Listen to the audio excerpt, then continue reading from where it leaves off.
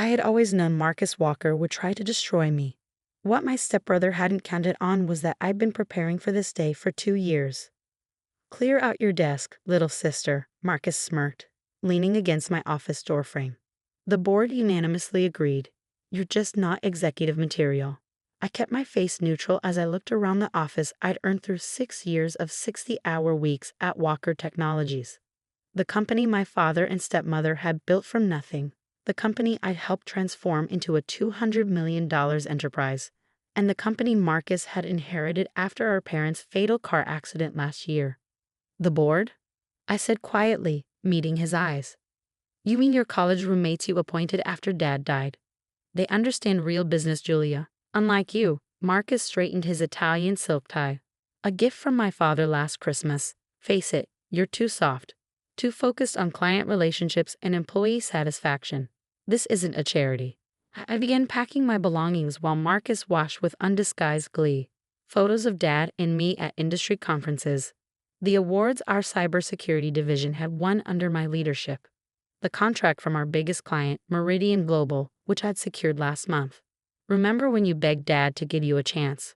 Marcus continued. "Fresh out of MIT, thinking your fancy coding skills meant you understood business. He should have listened to Mom and sent you to business school instead." My stepmother, Caroline Walker, had never approved of my technical approach to leadership. "Business is about appearances, Julia," she'd say, gesturing at my practical suits and sensible shoes. "No one trusts a CEO who looks like their IT department." "The Meridian contract," I said, carefully wrapping my father's last birthday gift to me. A crystal paperweight engraved with his favorite quote, "Success leaves clues." They specifically requested me as their point of contact. Marcus waved dismissively. "Already handled. I'm taking over their account personally. They understand that family businesses sometimes need to make adjustments." Family, right? Because nothing said family like firing your stepsister 2 days before the anniversary of her father's death. "You have until 5 to clear out," Marcus said, checking his Rolex, another of Dad's gifts he claimed after the funeral. "Security will escort you out." As he turned to leave, he paused. "Oh, and Julia, don't bother updating your LinkedIn. I've already let our industry contacts know about your unfortunate departure. Can't have you embarrassing the Walker name." I waited until his footsteps faded before allowing myself a small smile. Opening my laptop, I typed a quick message to an email address I created 2 years ago.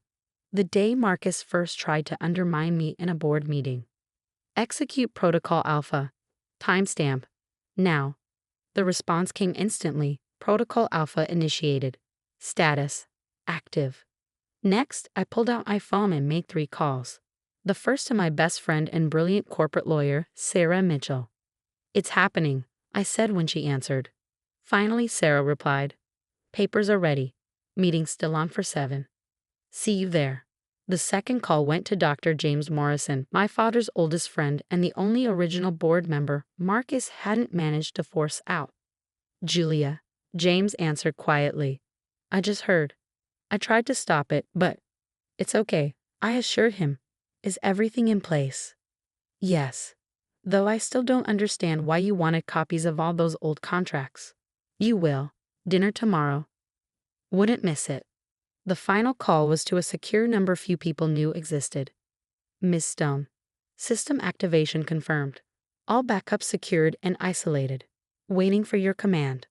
Thank you, Michael. Maintain current status until further notice." By 4:30, my office was empty. I'd worked in this room since college, starting as an intern while Marcus was off finding himself in Europe. Dad had believed in earning your place, in understanding every aspect of the business from the ground up.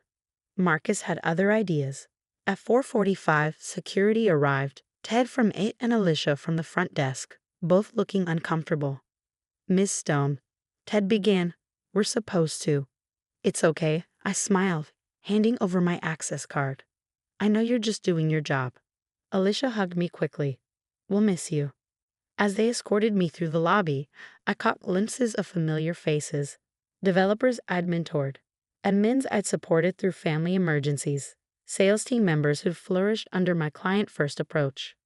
Marcus stood watching from the executive floor balcony, practically radiating satisfaction. In the parking lot, I placed my box of belongings in my Tesla Model S, a car I bought myself, unlike Marcus's company-funded Porsche. As I pulled away from Walker Technologies' gleaming headquarters, my phone buzzed with an incoming email. Subject: New leadership announcement. Walker Technologies from Marcus Walker, CEO to all staff. Team. Today marks an important transition in our company's evolution. Julia Stone is no longer with Walker Technologies. While we appreciate her past contributions, our vision requires stronger, more traditional leadership. I stopped reading and checked the time. 5:15. In precisely 45 minutes, every major client of Walker Technologies would receive a very different kind of email. One that Marcus definitely hadn't approved. At 6 o'clock, I walked into the private room at La Maison, an exclusive restaurant downtown. Sarah was already there, documents spread across the table. Everything's filed, she said without preamble. Stone Security Solutions is officially incorporated. Banking set up, licenses transferred, patents registered. Marcus hasn't found the registration. Sarah smiled wickedly. Filed in Delaware under a holding company. He won't find it until... My phone exploded with notifications, email confirmations, calendar invites, and right on schedule. A flood of messages from Walker Technologies' biggest clients. Now, I finished pulling up the email that had just gone to every major player in our industry. Dear valued partners, I'm excited to announce the launch of Stone Security Solutions, a new venture dedicated to revolutionary cybersecurity solutions. As the former head of security innovation at Walker Technologies and lead architect of the Guardian Protocol, I invite you to join us in redefining digital protection. Attached was a detailed prospectus, client testimonials, gathered over months, and most importantly, irrefutable proof that I, not Walker Technologies, held the patents to our most crucial security systems. How long until Marcus figures it out? Sarah asked, pouring champagne. I glanced at my phone. 27 missed calls from Walker Technologies. He's probably reading the fine print right now. The fine print that showed I quietly registered personal patents for every major innovation I developed over the past 2 years. The fine print in client contracts that tied service guarantees to me personally, not the company. The fine print that Marcus, with his MBA and disdain for technical details, had never bothered to read. You know he'll try to fight this, Sarah warned. Let him. I sipped my champagne. Everything's documented. Every patent application, every client meeting, every late-night coding session. And tomorrow? Tomorrow, our friends at Meridian Global announced they're moving their $50 million security contract to Stone Security Solutions. Effective immediately. Sarah's eyes widened. That's why you insisted on those special terms in their contract last month. Success leaves clues, I quoted, touching the crystal paperweight in my bag. Dad taught me that. Along with another important lesson, always read the fine print. My phone buzzed again. Marcus's name flashed on the screen, along with a text. What did you do? I smiled, remembering all the times he dismissed my technical expertise, mocked my focus on details, called me soft. In business, he'd always said, nice girls finish last. Time to show him how wrong he was. Should I order dinner? Sarah asked, watching me silence my phone. This might take a while. Actually, I said, pulling out my laptop, I need to finish something first. I opened my email and began typing. Dear Walker Technologies Board of Directors, in light of recent events, I believe it's time to discuss some irregularities in the company's patent portfolio. The morning after my email to the board, I sat in my new office overlooking the city, watching chaos unfold at Walker Technologies through a very different lens. My phone hadn't stopped buzzing since 6 a.m. when the first international markets opened. News of my departure and the patent situation had spread faster than even I'd anticipated. Walker Technologies stock was already down 15% in pre-market trading. Miss Stone, my new assistant Emma, appeared at the door. You have 3 urgent calls, Meridian Global's CEO, the Wall Street Journal, and your stepmother. I smiled. Caroline finally decided to join the party. The last 12 hours had been exactly what I planned for, but better. After my email to the board detailing the patent irregularities, Marcus had made every wrong move possible. First, he tried to lock me out of the company's systems, only to discover I'd already secured everything I needed. Then he threatened legal action, until Sarah's detailed documentation package arrived at his office at midnight. Put Meridian through first, I told Emma. And can you pull up the latest stock updates? As my largest screen displayed the market data, Robert Chen, Meridian's CEO, came on the line. Julia, quite a show you're putting on, he said, amusement clear in his voice. Good morning, Robert. I trust you received the transition documents, along with proof that you, not Walker Technologies, own the security protocols protecting our global operations? Yes, very enlightening. Marcus called me at 3 a.m., practically hysterical. I could imagine. Marcus had never understood that client relationships were built on trust and competence, not golf games and expensive dinners. Our new contract terms are acceptable? I asked, though I already knew the answer. Better than acceptable. Your direct ownership of the patents actually gives us more security. The board approved the transfer this morning, $50 million as agreed, with the option to expand to $75 next quarter. After finishing with Robert, I pulled up my email. 800 unread messages, most from industry contacts and Walker Technologies clients. The subject lines told their own story. Urgent, security contract review required, meeting request, patent discussion, Walker Technologies concerns, immediate response needed. But it was the email from James Morrison that caught my attention. Julia, emergency board meeting called for 9 a.m. Marcus is unraveling. Caroline trying to take control, but the patent evidence is damning. You should see this. Attached was a video clip from Walker Technologies security cameras. Marcus in the executive suite at 4 a.m., throwing things, screaming at lawyers on speakerphone. Caroline trying to calm him while frantically texting her financial advisors. I forwarded the clip to Sarah with a quick note. Exhibit A for the hostile work environment claim. Her response was immediate, already added to the file. Beto, 3 more Walker Tech developers just sent their resumes. Senior team following their leader. I'd known this would happen. The developers had been my people from the start, drawn to my technical background and collaborative leadership style. Marcus had never bothered to learn their names, let alone understand their value. At 10 a.m., Emma appeared again. Miss Stone. The Wall Street Journal piece just went live. The headline said it all. Tech Care's power play backfires.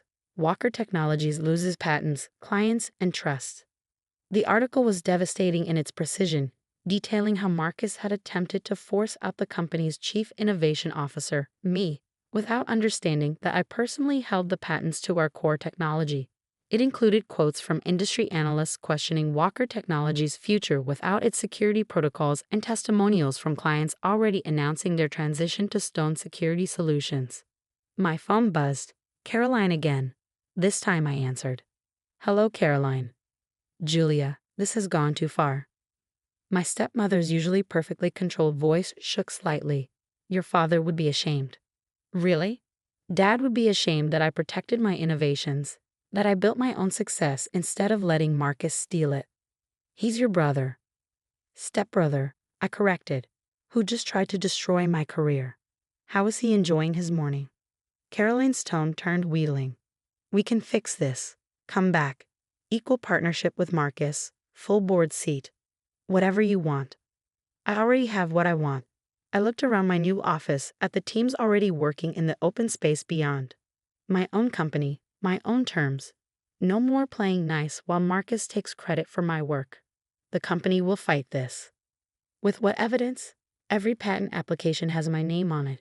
Every major client has personal service clauses. Even the development team's non-competes were with me personally, another detail Marcus didn't bother reading. Silence. Face it, Caroline. You raised Marcus to believe he deserved everything without earning it. Dad raised me to build things that last. After hanging up, I walked through Stone Security Solutions' new headquarters. 48 hours ago, these floors had been empty. Now, thanks to 2 years of careful planning, they hummed with activity. Developers who'd followed me from Walker Technologies sat at gleaming workstations, already improving our security protocols. Sales teams who'd jumped ship were calling clients, smoothing transitions. In the conference room, Sarah led an orientation session for new hires. My phone buzzed with a news alert. Walker Technologies stock had fallen 30%. The board had called another emergency meeting. I returned to my office and opened a secure file on my laptop. Inside was a detailed plan for the next phase, including an analysis of Walker Technologies' vulnerabilities without my patents and a strategy for acquiring their struggling subsidiaries at discount prices. Marcus had wanted to teach me about real business. Lesson learned. Emma appeared one last time. Miss Stone, the Forbes reporter is here for your interview, and Marcus is in the lobby. I smiled, straightening my father's paperweight on my desk. Tell Forbes I'll be right there, and Marcus, let him wait. He's about to learn another lesson about reading the fine print. Opening my drawer, I pulled out one final document, a buyout offer for Walker Technologies already approved by key shareholders. Marcus's unanimous board was about to get very uncomfortable. Sometimes the best revenge isn't destroying your enemies, it's building something so much better that they destroy themselves trying to compete. Dad would have understood that. As I headed to the interview, my phone lit up with a text from Sarah. Board meeting leaked. Marcus just got suspended. Caroline taking leave of absence. Still want to send the offer. I thought about Marcus's smirk as he'd thrown my belongings in a box. About Caroline's years of subtle undermining. About all the times they dismissed my technical approach to business. Send it, I replied. Time for them to learn how real business works. The story spread through industry circles like wildfire. How the quiet stepsister had outmaneuvered the arrogant heir. How technical expertise had trumped traditional business politics. How the nice girl who'd been told to learn real business had ended up owning it all. These days, when I visit clients or speak at conferences, I often catch whispers. That's Julia Stone, the one who. They never finished a sentence. They don't have to. Success tells its own story. Last week, I received an invitation to give the commencement speech at Marcus' old business school. The topic? Innovation, leadership, and the importance of reading the fine print. I accepted with a smile, already planning my speech. After all, I have quite a lesson to share. The company continues to grow beyond even my expectations. But more importantly, we're building something meaningful, a place where technical brilliance is celebrated, where innovation matters more than politics, where the next generation of leaders can thrive without playing old-school power games. Sometimes at night, standing in my office overlooking the city, I touch Dad's paperweight and remember his words. Success leaves clues. Marcus never understood that the clues were there all along, hidden in the code he wouldn't read, in the details he dismissed, in the quiet determination he mistook for weakness. His last email sits unopened in my inbox. You planned this all along, didn't you? Yes, dear stepbrother. Yes, I did. And that's the greatest lesson of all.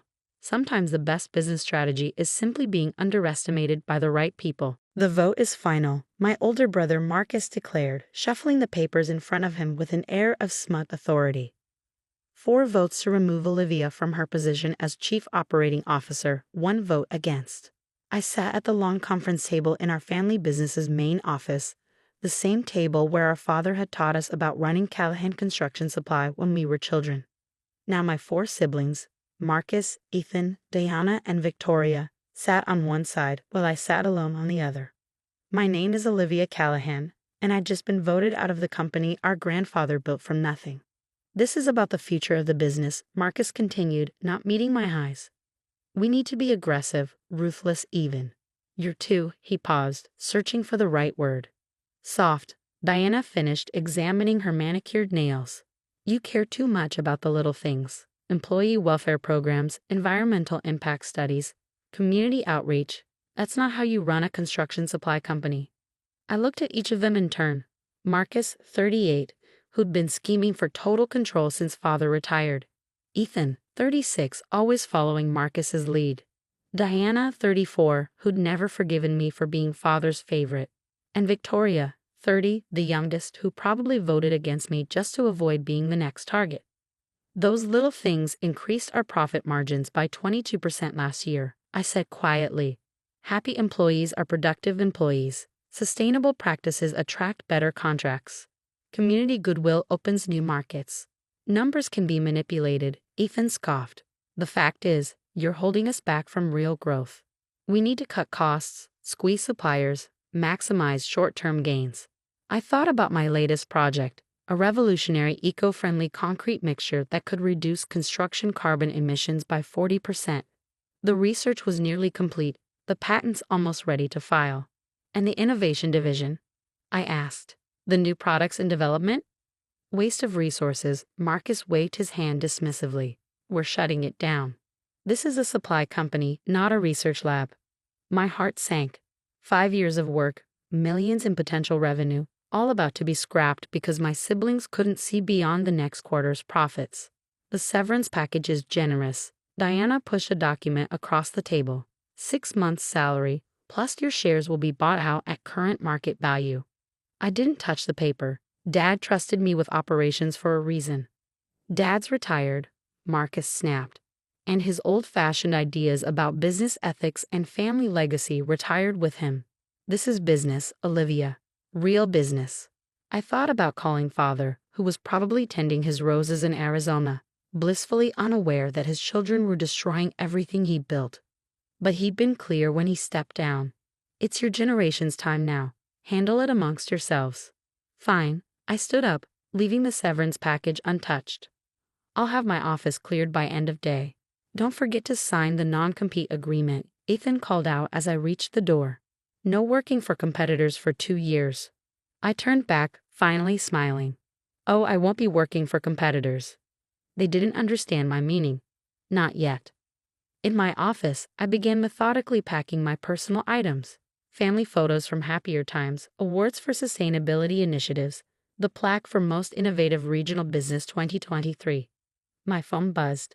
A message from Jack Torres, my head of research and development. Just heard. What happens to the eco-concrete project? Pack everything up, I replied. All research, all data. Don't leave any copies. Another message, this one from Maria in HR. They can't do this. Half the staff is talking about quitting. I thought carefully before responding. Don't do anything rash. Not yet. By 3 p.m., my office was almost empty.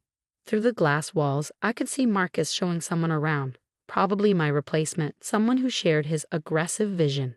My phone buzzed again. Kevin Chen, CEO of Pacific Regional Builders, our biggest client. Heard rumors about changes at Callahan. Need to discuss our upcoming contracts. Dinner tonight?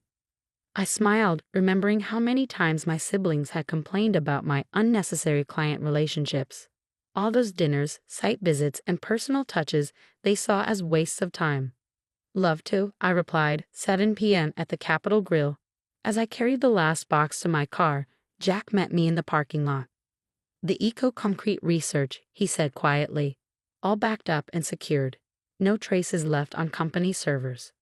Good, because they're shutting down the innovation division. His face darkened. After everything we've achieved, the patents we've filed, the contracts we've won, Marcus thinks innovation is a waste of resources. Jack laughed bitterly. Marcus thinks anything that takes longer than 3 months to show profit is a waste. What's your plan? I looked up at the building with our family name emblazoned across the top. Callahan Construction Supply, founded in 1962 by our grandfather with nothing but a truck and a dream. Come by my house tomorrow morning, I said. Bring the research. And Jack, start thinking about what you want in a new R&D lab. A real one. That evening, I sat across from Kevin Chen at the Capitol Grill, watching him process what I just told him. They voted you out? He shook his head in disbelief. You're the reason we give Callahan 60% of our business. Marcus has different ideas about how to run things. Marcus, Kevin snorted. The one who couldn't tell Portland cement from fly ash during the site inspection. Who tried to sell us substandard rebar last year. I sipped my wine. The same. And the eco-concrete project? Our sustainability initiative depends on that. Cancelled as of this morning. Kevin sat back, fingers drumming on the table. Olivia, let me be direct. Pacific Regional works with Callahan because of you. Your innovation, your reliability, your understanding of where the industry is heading. If you're out, he let the sentence hang. I pulled out my phone, opening an email I'd received that afternoon. Interesting timing. I just got an offer to lease an industrial facility in South Boston. Fully equipped lab space, distribution center, office complex. Previous tenant was a materials research company. Kevin's eyes narrowed. The non-compete agreement only applies to existing products and services, not, I smiled, to new, innovative construction materials that don't exist yet. He leaned forward. Tell me more. By the time dessert arrived, we had the outline of a plan. Kevin would shift 40% of Pacific Regional's business to my new company as soon as we were operational. More importantly, he'd connect me with other major builders who were interested in sustainable construction materials. One condition, he said as we finished our coffee, I want first rights to the eco-concrete when it's ready. Deal. That night, I sat in my home office, looking at old family photos. There was grandfather teaching us about different types of concrete when we were kids. Father showing me how to test material strength in the lab. My siblings and I at company picnics, holiday parties, site celebrations. All those memories, all that history, thrown away because Marcus and the others thought being soft meant being weak. My phone buzzed. A message from Victoria. I'm sorry, Liv. I tried to vote against it, but you know how Marcus is. I didn't respond. Victoria had made her choice. Another message from Maria in HR. Engineering team is furious about the innovation division closing. 3 senior managers already updated their LinkedIn profiles. Perfect.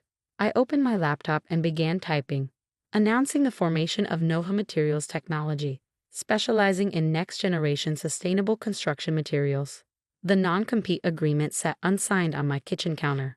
Marcus and the others thought they were protecting the family business from competition. They didn't realize they were about to create their biggest competitor. Because sometimes being soft, caring about employees, focusing on innovation, building real relationships isn't weakness. It's the foundation of something stronger than they could imagine. And I was about to prove it. The South Boston industrial facility looked nothing like Callahan's polished corporate headquarters. No marble lobby, no expensive artwork, no family name in giant letters across the facade. But as I stood in the vast research lab space, watching Jack Torres inspect the equipment, I saw something better, possibility. This is perfect, Jack said, examining a materials testing station. Better than what we had at Callahan. And look, dedicated environmental controls for the concrete curing room. It had been 2 weeks since my forced exit from the family business. 2 weeks of nonstop planning, organizing, and quiet recruiting. How many from the old team are coming? I asked, though I already knew the answer. All of them, Jack grinned. The entire R&D department resigned this morning. Should be hitting Marcus's desk right about. My phone buzzed. A message from Maria in HR. Mass exodus happening. Marcus is having a meltdown. Just screamed, what do you mean the whole innovation team quit? Another message followed quickly, this one from Ethan. What are you playing at, Olivia? This is sabotage. I ignored both messages, focusing instead on the email from my patent attorney. Eco-concrete patent applications filed. All research properly documented as completed prior to leaving Callahan. They can't touch it. When can we start testing? I asked Jack. He was already unpacking the equipment. Give me 3 days to set up. The team starts Monday. We could have preliminary results by end of month. Perfect timing for the industry conference in Chicago. Jack looked up sharply. The one where Callahan always announces their yearly product line? I smiled. The very same. The next few weeks passed in a blur of activity. While Jack and the R&D team set up the lab, I focused on building the business infrastructure. The industrial space included modern offices, which quickly filled with familiar faces. Maria joined as head of human resources, bringing with her decades of institutional knowledge and a contact list of every skilled worker in the industry. 3 senior project managers from Callahan followed, along with their key staff. You should see Marcus trying to handle client meetings, one of them told me over coffee. Tried explaining load-bearing calculations to Boston Municipal. Nearly lost the city contract. My phone buzzed constantly with updates from Callahan. Diana. This is ridiculous. Those were our employees. Victoria. Please talk to Marcus. He's making terrible decisions. Ethan. Dad's asking questions. What should we tell him? I archived each message without responding. They'd made their choice. Kevin Chen from Pacific Regional visited our facility in the 3rd week, touring the lab where our eco-concrete was already showing promising results. Impressive, he said, examining the test samples. How soon until full production? 2 months, I replied. Just in time for your Harrison Street project. He nodded approvingly. Callahan's quality has been slipping. Marcus tried to raise prices 20% last week, claimed market conditions. Didn't even know about the regional cement shortage that's actually driving costs. Because he fired everyone who understood the supply chain, I said. How much business have they lost? We've cut them to 30% of our contracts. Other builders are doing the same. He paused. You know they're scrambling to develop their own eco-friendly products. I laughed. With what team? They shut down R&D, remember. Hired some fresh graduates. Marcus keeps talking about young energy and disruptive thinking. Kevin shook his head. They tested their first batch yesterday. Concrete didn't even set properly. That evening, as I reviewed business projections in my new office, Maria brought in an interesting email, an invitation to bid on the city's new sustainable infrastructure project. Value, $50 million. Callahan always gets these contracts, she said. Not anymore, I smiled. Their sustainability certification lapsed last month. Nobody there even noticed. My phone buzzed. Victoria. Dad's coming back next week. Board meeting called. Please tell me you'll consider returning if we vote Marcus out. I stared at the message for a long moment. Victoria had always been the peacemaker, trying to smooth over family conflicts. But she'd still voted to remove me. Too late, I typed back. Nova Materials launches next month. 3 dots appeared as she typed, then disappeared.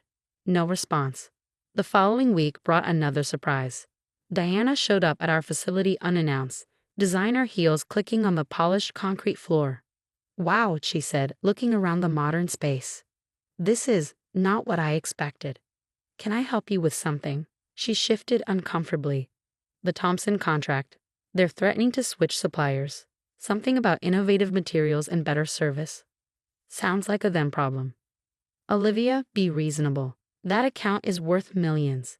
Just tell them to stay with Callahan. For family. I looked at my sister, really looked at her. Family? Like when you voted me out for being too soft. That was business, she protested. Exactly, and this? I gestured around at Nova Materials. This is business too. After she left, Jack found me staring out the window at the Boston skyline. You okay? He asked. They still don't get it, I said. They think this is about revenge. They don't understand I'm building something better. He nodded toward the lab. Latest test results are in. The eco-concrete doesn't just reduce carbon emissions, it's stronger than traditional mixtures, could revolutionize the industry. I smiled. Just in time for the Chicago conference. The annual Construction Innovation Conference was the industry's biggest event. Every major player would be there, including Callahan Construction Supply. Marcus had already been bragging about their presentation slot, the same slot our father had used for years to showcase genuine innovations. How many clients are meeting us there? Jack asked. 15 confirmed, including the head of the city's infrastructure committee. My phone buzzed. A message from Kevin. Callahan just lost the Stewart Development Project. Marcus quoted them year-old prices, didn't know about the new environmental requirements. They're asking about Nova Materials. Perfect timing. That night, I received an unexpected call. My father. Olivia. His voice was tired. What's happening to our company? I sat down heavily. You'll have to ask Marcus. He's in charge now. Marcus says you're trying to destroy the family business. Diana claims you stole employees. Ethan's talking about lawsuits. And Victoria? A pause. Victoria says we made a terrible mistake. I thought about the eco-concrete project, about the years spent building relationships and developing innovations, about being called too soft for caring about more than quick profits. The company's destroying itself, Dad. I'm just building something new. He was quiet for a long moment. The Chicago conference is next week. I know. Your grandfather always said the construction business is built on 3 things: quality, innovation, and trust. Seems to me only one of his grandchildren remembered that. After we hung up, I walked through our facility. The lab was still lit, Jack and his team working late on final tests. The office spaces hummed with energy as project managers prepared client presentations. Everything felt alive, purposeful. My phone buzzed one last time, an email from the conference organizers, confirming Nova Materials presentation slot, main stage, Day 2, 10 a.m. Directly following Callahan Construction Supply. I smiled, imagining Marcus's face when he realized what was coming. He thought he was protecting the family business by pushing me out. Instead, he'd inspired me to build its replacement, and Chicago would be just the beginning. The Chicago Conference Center buzzed with energy as I stood backstage, watching Marcus struggle through Callahan's presentation. The massive screen behind him displayed graphs that even he didn't seem to understand. And our new eco-friendly initiative, he stumbled, flipping through his notes. We're committed to sustainability. In the audience, I could see Kevin Chen and other major clients shifting uncomfortably. They knew what Callahan had been, what it had become under Marcus's leadership. Deanna and Ethan sat in the front row, trying to maintain confident expressions. Victoria was nowhere to be seen. Our father, who had flown in from Arizona, sat in the back, watching silently. Questions? Marcus asked hopefully as he finished. The silence was deafening. As he left the stage, looking rattled, the conference moderator stepped up. And now, making their industry debut, please welcome Nova Materials Technology and their CEO, Olivia Callahan. I heard Marcus's sharp intake of breath as I passed him. He hadn't known I was next. Thank you, I said, taking the stage. Let's talk about the future of construction. For the next 30 minutes, I laid out our vision, not with vague buzzwords or empty promises, but with real innovation. Jack controlled the presentation from his laptop, showing live data from our eco-concrete tests. 40% reduction in carbon emissions, I explained. 30% stronger than traditional mixtures, and thanks to our proprietary formulation, cost competitive with standard materials. The audience leaned forward. These were industry professionals who understood exactly what these numbers meant. But this isn't just about one product, I continued. It's about reimagining how construction supply companies can operate. About building something sustainable, not just environmentally, but economically and ethically. I clicked to the next slide, Nova's employee profit-sharing program, our community investment initiatives, our partnerships with local technical schools. Because innovation isn't just about materials, it's about people. About understanding that long-term success comes from building real value, not just quarterly profits. In the front row, Diana had stopped pretending to look confident. Ethan was frantically typing on his phone. And in the back, our father nodded slowly. Nova Materials is accepting new client partnerships starting next month, I concluded. For those interested, we're hosting a technical demonstration this afternoon. Thank you. The applause was immediate and enthusiastic. As I left the stage, clients were already lining up to speak with me. Olivia, Marcus grabbed my arm. This is illegal. The non-compete doesn't cover new technologies, I cut him off. Maybe you should have read it before trying to force me to sign. Our lawyers already reviewed everything, I smiled. Every patent, every innovation, properly documented as developed after my departure. But feel free to waste money on lawsuits instead of actually improving your company. I turned to the growing crowd of interested clients, leaving Marcus sputtering behind me. The afternoon demonstration was standing room only. Jack and our team showed the eco-concrete in action, answering technical questions with the expertise that only comes from years of research. Incredible, the city's infrastructure director said, examining the test samples. How soon can you begin supplying the municipal project? We're ready to start immediately, I replied. My phone buzzed constantly. Kevin, board meeting called for tomorrow. Callahan shareholders demanding answers. Maria, 3 more Callahan managers just sent resumes. Victoria, Marcus is trying to claim you stole company secrets. Dad shut him down hard. I ignored them all, focusing on the potential clients eager to discuss partnerships. By evening, we had preliminary commitments worth over $100 million in annual revenue. At the conference reception that night, I stood with Jack and our team, celebrating our successful launch. Across the room, Marcus huddled with Diana and Ethan, looking shell-shocked. Olivia. I turned to find our father standing there. Dad. Walk with me. We stepped out onto the terrace overlooking Chicago's skyline. For a moment, neither of us spoke. Your grandfather would be proud, he finally said. Of what? Competing with the family business. He shook his head. Of building something meaningful. Of understanding what really matters in this industry. He paused.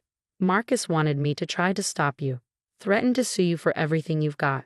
And I reminded him that I still own 30% of Callahan's shares, that I could call a board meeting tomorrow and remove him as CEO. I looked at my father sharply. Will you? No, he sighed. He needs to learn this lesson the hard way. They all do. Back inside, Kevin Chen was gathering his coat. Dinner? He asked as I approached. Several clients want to discuss switching their full supply contracts to Nova. How many? Enough to take about 60% of Callahan's market share within 6 months. I thought about Marcus's smug dismissal of my soft approach to business, about Diana's contempt for employee welfare programs, about Ethan's obsession with short-term profits. Let's discuss it over dinner, I agreed. The next morning, industry news sites were buzzing. Nova Materials disrupts construction supply industry with revolutionary eco-concrete. Former Callahan executive launches innovative competitor, sustainable construction. The next generation. Diana called as I was checking out of my hotel. The board is meeting in an hour, she said, her voice tense. Shareholders are demanding Marcus' resignation. Dad won't intervene. Please, we can still fix this. Come back. Name your price. It was never about price, Diana. You still don't understand. Then explain it to me. You can't buy innovation. You can't force loyalty. You can't build something lasting by only thinking about the next quarter's profits. I paused. But you're about to learn that the hard way. Victoria was waiting by my car in a hotel parking garage. I'm sorry, she said simply. I should have stood up to them. Yes, you should have. I want to join Nova. I looked at my youngest sister, seeing real regret in her eyes. Why? Because you were right. About everything. About innovation, about treating people right, about building for the future instead of just taking from the present. She straightened. I want to learn to do it right. Start in project management, I said after a moment. Learn the business from the ground up, no shortcuts. Her smile was genuine. Thank you. 1 year later, I stood in Nova's expanded headquarters, watching our third production facility under construction across the street. The company had grown faster than even I had projected. Callahan Construction Supply had survived, barely. Marcus had been forced out as CEO, replaced by an industry veteran. They'd scaled down, focusing on traditional materials for smaller projects. Their stock was worth a quarter of its previous value. My phone buzzed, Jack sending the latest test results from our newest innovation, self-repairing concrete that could extend infrastructure lifespan by decades. Another message followed from Kevin. City just approved the waterfront development contract. $200 million, all materials supplied by Nova. I walked through our R&D lab, now 3 times its original size. Teams of engineers worked on various projects, the energy and enthusiasm palpable. In the office area, Victoria led a client meeting, having earned her role through real work and understanding. My father had been right about what mattered in this industry: quality, innovation, and trust. My siblings had forgotten that thinking aggressive cost-cutting and short-term profits were the path to success. They called me too soft because I cared about employees, about sustainability, about building something meaningful. Now they understood that soft didn't mean weak. Sometimes it meant being strong enough to start over, smart enough to build something better, and wise enough to know that real success comes from creating value, not just taking it. Ms. Callahan. My assistant appeared at the door. The Industry Association is on the line. They want you to keynote next year's conference. Something about the future of sustainable construction. I smiled, remembering last year's conference, Marcus's stumbling presentation. The launch of Nova, the beginning of everything. Tell them I'd be happy to speak, I said.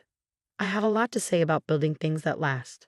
Because that's what this was really about, not revenge or competition, but proving that the old way of doing business, the ruthless, short-sighted way, was itself outdated. Nova wasn't just a company. It was a blueprint for something better, and we were just getting started.